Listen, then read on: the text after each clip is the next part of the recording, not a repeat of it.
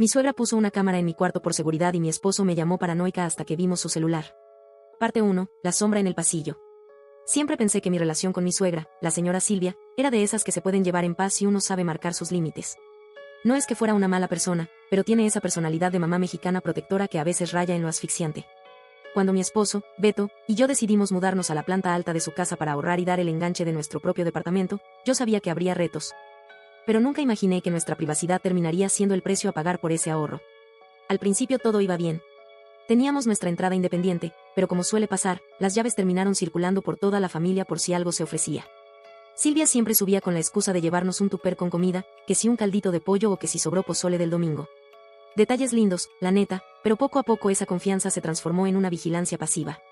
Silvia es de las que se la pasa viendo las noticias de la noche y se asusta con cualquier reporte de inseguridad en la ciudad. Que si asaltaron el Oxxo de la esquina, que si se metieron a una casa en la colonia de junto, total, que su ansiedad empezó a escalar de una forma muy extraña. Un jueves, regresando de la chamba, me encontré con un técnico instalando cámaras en toda la fachada de la casa.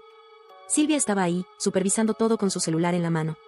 Me dijo que era por seguridad, que ya no se puede confiar en nadie y que quería que todos estuviéramos tranquilos. Hasta ahí, me pareció razonable. Lo que no me pareció fue que, días después, sugirió que también deberíamos poner una adentro, según ella para vigilar las entradas traseras. Yo le dije claramente que no, que en nuestro espacio no queríamos nada de eso. Beto, como siempre queriendo evitar broncas con su mamá, solo me decía, ay, amor, ya sabes cómo es ella, déjala que hable, al final es nuestra parte de la casa. Sin embargo, empecé a notar cosas raras. A veces, cuando estaba sola en la recámara, sentía esa sensación pesada de que alguien me observaba. Movimientos mínimos, ruidos en las repisas. Un día, limpiando el polvo de la parte superior del closet, encontré un dispositivo pequeño, negro, escondido detrás de una caja de zapatos viejos.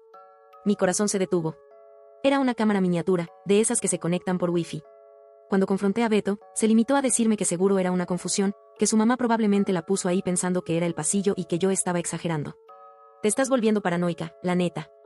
Mi mamá apenas sabe usar el WhatsApp para mandar piolines, ¿crees que va a andar instalando cámaras espía? Me soltó mientras se reía. Esa risa me dolió más que el hallazgo. Me sentí sola en mi propia casa. Pasaron 2 semanas y la tensión se podía cortar con un cuchillo. Yo no volví a tocar el tema, pero me dediqué a observar a Silvia. Estábamos en una comida familiar, de esas de domingo donde se junta toda la tropa a comer carnitas. Silvia dejó su teléfono sobre la mesa mientras iba a la cocina por más servilletas. Una notificación iluminó la pantalla. No era un mensaje. Era una alerta de movimiento que decía cámara 4, recámara principal. Aproveché que Beto estaba distraído en el grupo de WhatsApp de sus amigos del fútbol y tomé el teléfono. Entré a la aplicación que estaba abierta en segundo plano y, justo cuando Silvia regresaba de la cocina con una sonrisa triunfal, lo que vi en esa pantalla me dejó sin aliento.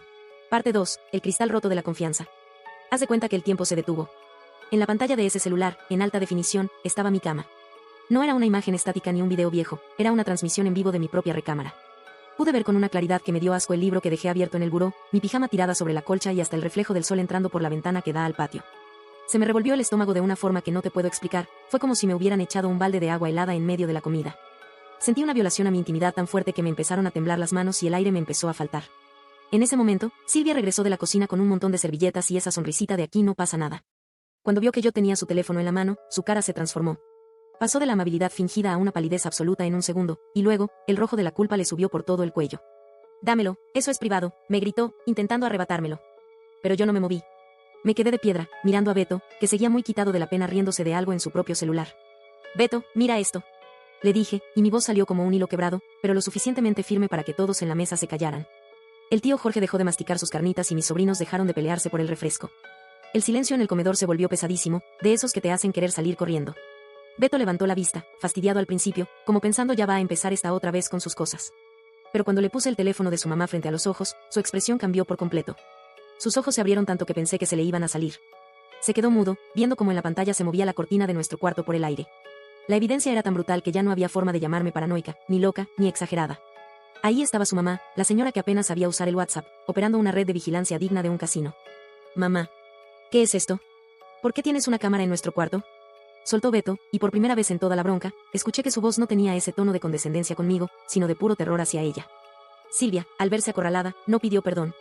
Al contrario, se puso a la defensiva de una manera que me dejó fría. Se cruzó de brazos y, con toda la audacia del mundo, nos dijo que lo hacía por nuestro bien. Según ella, como nosotros siempre estábamos en la chamba, alguien tenía que vigilar que no entraran extraños por la azotea. Es mi casa, Beto, y yo tengo que cuidar mi patrimonio y a mi hijo, soltó con una seguridad que me dio escalofríos. Pero la cosa no paró ahí. Mientras Beto intentaba procesar la traición de su madre, yo empecé a deslizar el dedo por la aplicación. No era solo una cámara. Había un menú desplegable con varios nombres. Mi corazón empezó a latir a 1000 por hora cuando vi que Silvia no solo nos vigilaba a nosotros, sino que tenía acceso a carpetas de grabaciones guardadas con fechas de meses atrás. Y justo cuando iba a cerrar la aplicación para tirarle el teléfono, vi una carpeta con mi nombre que decía evidencias. En ese microsegundo entendí que esto no se trataba de seguridad contra rateros, sino de algo mucho más oscuro y personal contra mí. Parte 3. La red de mentiras y el consejo de familia. Me temblaba el dedo sobre la pantalla, pero el coraje fue más fuerte que el miedo. Abrí la carpeta de evidencias y sentí que la sangre se me subía a la cabeza. No eran solo videos de seguridad, eran clips editados, cortos, con anotaciones escritas por ella. Había videos míos hablando por teléfono con mi mamá, quejándome del cansancio de la chamba, videos de cuando me estaba cambiando de ropa, donde ella había hecho zoom de la manera más perversa, y hasta grabaciones de Beto y yo teniendo discusiones privadas por el dinero del departamento. ¿Qué es esto, Silvia? ¿Evidencias de qué? Le grité, mientras le enseñaba el celular a todos los presentes. El tío Jorge se atragantó con su taco y mi concuña, que siempre ha sido bien queda bien con Silvia, agachó la mirada. El comedor, que hace 10 minutos olía a carnitas y alegría de domingo, ahora se sentía como una sala de interrogatorios. Silvia, lejos de romperse, se puso de pie, se acomodó el delantal y con una mirada de odio que nunca le había visto, soltó la bomba. Son evidencias de que no eres la mujer que mi hijo merece. Exclamó con una teatralidad que me dio asco. Te la pasas hablando mal de nosotros con tu madre, le dices que esta casa es una jaula. Y no solo eso, Beto, hace 3 días, cuando te fuiste al turno de noche, entró un hombre a tu piso. Lo vi en la cámara. Beto se puso pálido. Me miró con una duda que me dolió en el alma. Ese es el problema con las suegras manipuladoras, saben exactamente qué hilo jalar para que todo el tejido se deshaga. La neta, yo no podía creer que mi esposo, el hombre con el que estaba planeando un futuro, estuviera dudando de mí por un invento de su mamá. ¿De qué hablas? Le dije a ella, tratando de no llorar de la pura rabia. El único que entró fue el muchacho del internet porque la señal estaba fallando, y tú lo sabes perfectamente porque tú le abriste la puerta de la calle. Eso dices tú. Pero en el video se ve que te ríes con él, que hay mucha confianza. Lo tengo todo guardado en el grupo. Gritó Silvia. Y ahí fue donde se armó la gorda de verdad. ¿Qué grupo?, preguntó Beto. Yo seguí navegando en su celular, ignorando los manotazos de Silvia, hasta que encontré un grupo de WhatsApp que no era el de la familia donde estamos todos. Este se llamaba Protegiendo a Beto. En ese grupo estaban las hermanas de Silvia, 2 primas y hasta una vecina chismosa de la cuadra. Silvia les mandaba los clips de nuestras peleas, fotos de lo que yo cocinaba, para criticar que no alimentaba bien a su hijo, y comentarios asquerosos sobre mi persona. Estaban usando nuestra vida privada como si fuera un reality show de chisme barato. Lo peor fue ver que Beto no explotó contra ella de inmediato. Se quedó ahí, sentado, viendo el piso, procesando que su mamá lo había convertido en el centro de un espectáculo de vigilancia masiva. Me sentí tan humillada, tan expuesta frente a toda su familia, que tomé mis cosas de la mesa.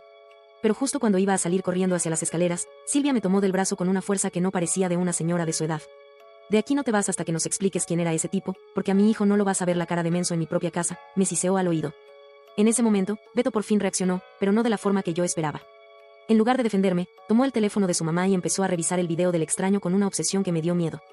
El clímax de la locura apenas estaba empezando, porque Silvia tenía guardado un último as bajo la manga que estaba a punto de soltar frente a todos, algo que ella juraba que me iba a refundir para siempre. Parte 4. El video que lo cambió todo. El silencio que siguió a la amenaza de Silvia fue de esos que te zumban en los oídos. Beto, con los ojos inyectados en sangre y las manos temblorosas, agarró el control de la pantalla de la sala. Ponlo, mamá. Pon el video en la tele. Quiero verle la cara a ese tipo, dijo con una voz que no reconocí. Era una mezcla de dolor y una furia contenida que me dio más miedo que cualquier cosa que Silvia pudiera inventar. Silvia, sintiéndose la triunfadora de su propio programa de chismes, conectó el celular a la pantalla de 50 pulgadas. Todos en la sala nos quedamos como estatuas, viendo cómo se cargaba el logo de la aplicación de seguridad. Haz de cuenta que estábamos en el cine, pero la película era mi propia destrucción. La neta, yo sentía que me iba a desmayar, no porque tuviera algo que ocultar, sino por la humillación de ver mi vida expuesta así, frente a mis cuñados, mis sobrinos y hasta el tío Jorge, que ya ni siquiera pretendía seguir comiendo. El video empezó. Se veía la recámara en ese tono grisáceo de la visión nocturna. Aparecí yo, entrando con el muchacho del internet. Se notaba perfectamente que yo le estaba señalando el contacto de la luz y el módem. Estábamos hablando de la señal de wifi, nada más. Pero Silvia empezó a narrar encima del video, miren. Vean cómo le sonríe, vean cómo se acercan. Eso no es normal.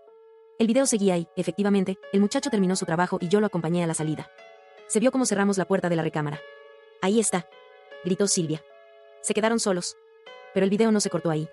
Como Silvia no sabía editar bien y solo le había dado play a la grabación completa, la cámara siguió rodando. 5 minutos después de que yo bajara a despedir al técnico, la puerta de mi cuarto se volvió a abrir. Pero no era el muchacho. Era Silvia. En la pantalla, vimos a Silvia entrar a mi cuarto con sigilo, como si fuera una ratera. Se puso a revisar mis cajones, sacando mi ropa interior y oliéndola con una expresión de asco que hizo que a Beto se le soltara un gemido de horror. Pero lo peor vino después. Vimos como Silvia sacaba de la bolsa de su delantal un reloj de hombre, uno muy elegante que claramente no era de Beto, y lo metía con toda la hazaña del mundo debajo de mi colchón. Luego, miró directamente a la cámara, esa cámara que ella misma había instalado, y soltó una carcajada silenciosa, se persignó y salió del cuarto. El comedor se hundió en un silencio sepulcral. El único ruido era el del tráfico de la avenida que se colaba por la ventana y el tic-tac de un reloj de pared. Beto se levantó lentamente, caminó hacia la pantalla y la apagó de un manotazo. Tenía la cara desencajada, como si acabara de ver un fantasma. Se dio la vuelta para mirar a su madre, que se había quedado pequeña, hundida en su silla, con la cara blanca como el papel. Entonces, el hombre que entró fue el técnico al que tú le abriste, susurró Beto, acercándose a ella. ¿Y el reloj? ¿De quién es ese reloj que plantaste en nuestra cama, mamá? Silvia intentó balbucear algo, trató de decir que era una broma, que quería probar mi lealtad, pero ya nadie le creía. La tía Lupe, su propia hermana, se levantó de la mesa sin decir palabra, tomó su bolsa y se salió de la casa. Fue la señal para que todos los demás empezaran a desfilar hacia la salida, evitando mirarnos a la cara. Me sentí vacía, como si me hubieran arrancado algo por dentro. Pero la verdadera explosión estaba por venir, porque Beto, en un arranque de lucidez y rabia que nunca le había visto, tomó las llaves de la camioneta y me miró. Sube por tus cosas. Nos vamos de aquí hoy mismo, dijo, pero antes de que pudiéramos dar un paso, Silvia se hincó en el piso, agarrándole los pantalones a su hijo y gritando algo que nos dejó fríos a todos, refundir para siempre. Parte final, el precio de la libertad. Si cruzas esa puerta, ya no tienes madre, Beto. Me voy a morir de la presión y va a ser tu culpa. Gritaba Silvia, hincada en el piso de la sala, aferrada a los jeans de su hijo como si su vida dependiera de ello. Fue un espectáculo patético, la neta. Ver a la mujer que hace media hora se sentía la dueña de nuestra privacidad, reducida a usar el chantaje más viejo del manual de la mamá mexicana. Pero esta vez, el truco no le funcionó. Algo en Beto se había roto para siempre cuando vio a su mamá oliendo mi ropa interior y plantando pruebas falsas en nuestra cama. Beto se soltó con una calma que me dio escalofríos. No gritó, no lloró. Solo la miró desde arriba y le dijo, pues parece que nunca la tuve, mamá, porque una madre no le hace esto a su hijo. No nos estás cuidando, nos estás destruyendo. Subimos a la planta alta a una velocidad de locos. Haz de cuenta que estábamos en un capítulo de esos programas de mudanzas extremas. Metimos lo que pudimos en maletas, mochilas y hasta en bolsas de esas negras de basura. No nos importó dejar los muebles, la pantalla o la estufa que tanto nos costó pagar. En ese momento, lo único que queríamos era sacar nuestra dignidad de esa casa. Abajo, los gritos de Silvia se habían transformado en un llanto amargo que se oía por todo el patio, pero ya no nos detuvimos. Pedimos un Uber XL, porque la neta no queríamos ni acercarnos a la cochera donde ella pudiera vernos. Esa noche terminamos en un hotelito barato cerca de la estación del metro. Estábamos sentados en la orilla de la cama, rodeados de bolsas de plástico, con el olor a cloro del cuarto y el ruido de los carros pasando afuera. Beto me pidió perdón de rodillas. Me confesó que siempre supo que su mamá era especial, pero que nunca quiso ver la magnitud de su maldad por miedo a quedarse solo. Fue una noche larga, de esas donde no duermes nada pero hablas de todo. Han pasado 3 meses desde ese domingo de carnitas que terminó en tragedia. Ahora rentamos un departamento chiquito, de esos que parecen caja de zapatos, pero no se imaginan la gloria que es caminar por tu propia sala sabiendo que nadie te está mirando a través de una lente oculta. Cambiamos de celular, bloqueamos a media familia y solo hablamos con el tío Jorge, que fue el único que tuvo la decencia de llamarnos para decir que Silvia se la pasa diciendo en el Oxxo que yo le robé a su hijo con brujería. Lo más loco de todo es que todavía tengo guardado el video. No por rencor, sino como un recordatorio. A veces, cuando Beto se siente culpable y quiere marcarle para ver cómo está, solo le enseño la miniatura de la carpeta evidencias y se le pasa. La neta, nos dolió perder el ahorro para nuestro departamento propio, pero como dice el dicho, más vale una paz flaca que una guerra gorda. Hoy me siento libre. Ya no hay cámaras, ya no hay grupos de WhatsApp de tías juzgando si lavé bien los trastes o si llegué tarde de la chamba. Pero me queda una duda que me da vueltas en la cabeza cada vez que veo a una familia muy unida en el parque. ¿Hasta qué punto es amor de madre y en qué momento se convierte en una obsesión por controlar la vida de los demás? Y tú, si descubrieras que tu suegra tiene una transmisión en vivo de tu intimidad, ¿serías capaz de perdonar a tu pareja por haberte llamado paranoica?